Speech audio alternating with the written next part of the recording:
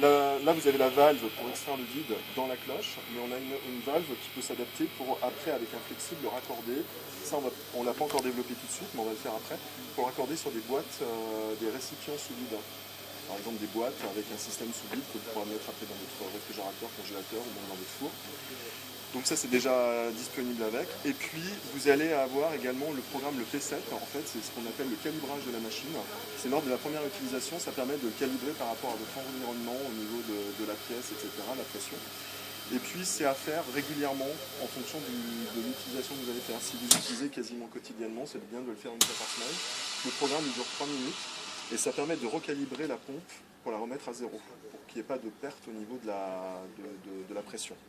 Et puis c'est à utiliser aussi régulièrement quand vous faites par exemple du sous-vide avec des marinades ou du liquide.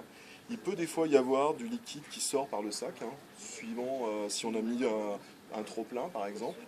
Donc dans une pompe traditionnelle que vous pouvez trouver, vous savez, que vous achetez sur internet, une pose libre là, qui coûte entre 150 et 400 euros, le problème c'est que vous ne pouvez pas aspirer du liquide, parce que le liquide qui va dans la pompe, ça vous flingue l'appareil.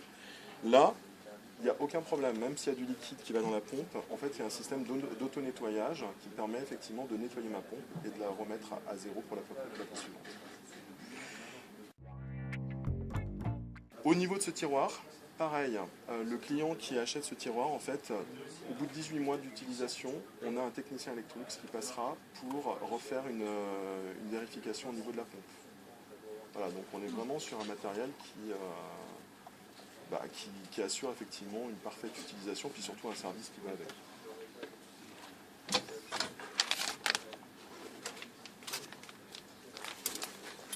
Donc il sort en version AEG, c'est la version que j'utilise, et il sort aussi en version Electrolux. Là c'est sorti fin du mois, début novembre. Voilà.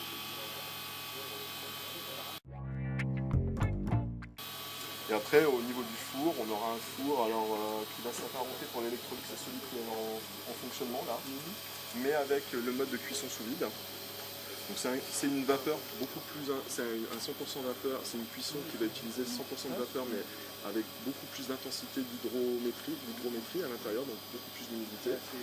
Et puis on aura aussi une dizaine de recettes sous vide, donc on va pouvoir faire crème anglaise, etc., des viandes, des légumes, des ananas, etc. Donc voilà, là, vous avez le petit livre de recettes pour...